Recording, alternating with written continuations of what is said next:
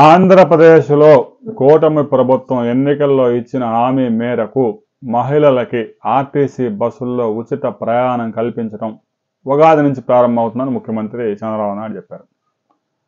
ఇక కూటమి అధికారంలోకి వచ్చి 6 నెలలు అయింది, ఇంతవరకు పథకాలు ప్రారంభించలేదు అని అసంతృప్తి మొదలవుతూ ఉంది. దీంతో ముఖ్యమంత్రి చంద్రబాబు నాయుడు ఒక్కొక్కటి వదులుతూ ఉన్నాడు. పెన్షన్లు అయితే అధికారంలోకి రాగానే మొదలుపెట్టాడు.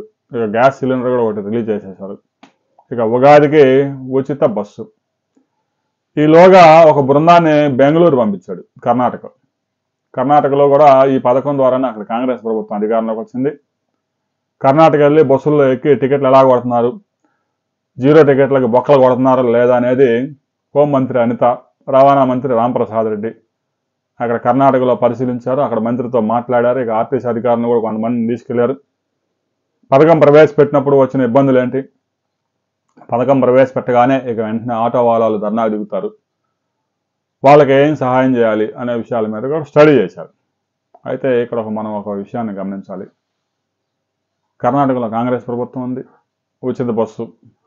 తెలంగాణలో కాంగ్రెస్ ప్రభుత్వం ఉంది, మహిళలకు ఉచిత బస్సు.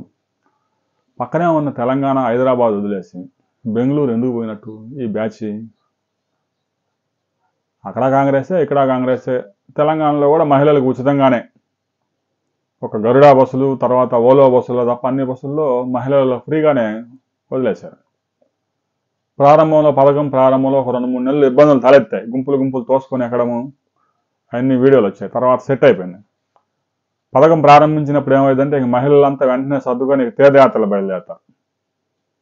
దొరికిందిరా రాజా అని చెప్పేసి బస్సు ఎక్కడం, కూర్చోవడం, తిరుపతి, శ్రీశైలం, అన్నవరం, సింహాచలం అని బయలుదేరతారు. ఒక 2-3 నెలలు తిరిగిన తర్వాత ఇక మేలకొండ ఇంట్లో ఉంటారు.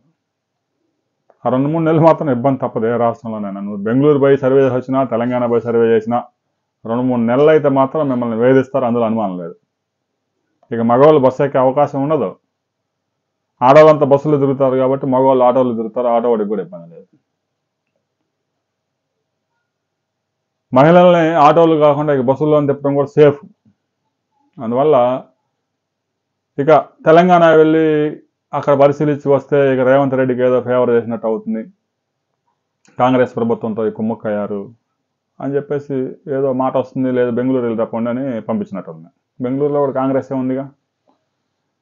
మరి బీజేపీ పాలిత రాష్ట్రాల్లో ఎక్కడ ఇంతవరకు ఉచిత బస్సు ఇంకా మొదలు కాలేదుగా. వాళ్ళు కూడా ఇక మొదలు పెడతారు. ఎన్నికలు వస్తే ఉచిత బస్సు మహిళలకు అనగానే మహిళలకు ఉచిత బస్సు. ఢిల్లీలో ఆప్ ప్రభుత్వం ఉంది, ఆడదాకా వీళ్ళు వెళ్ళాల్సిన అవసరం లేదు, పక్కనే ఉన్నాయి కాబట్టి. ఇక ఉచిత గ్యాసు, ఇవన్నీ ఇంక ఉచితం అని చెప్పేసి జనాన్ని శుభ్రంగా పథకాలన్నీ ఉచితం చేసి పెట్రోల్ మీద 1 లీటర్కు 10, డీజిల్ మీద 1 లీటర్కు 10 పెంచితే ప్రతి వాడికి బండో కారో ఏదో ఒకటి ఉంది కాబట్టి పిండటం సాధ్యమైంది.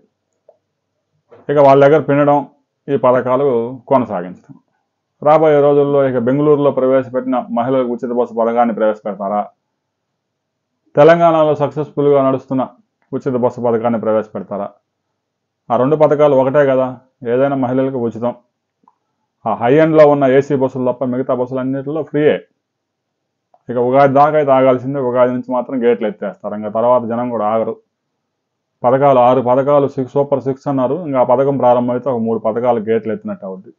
ఇక అన్నదాత సుఖీభవ ఏప్రిల్, జూన్ నుంచి తల్లికి వందనం, 5 పథకాలు గేట్లు ఎత్తేస్తారు.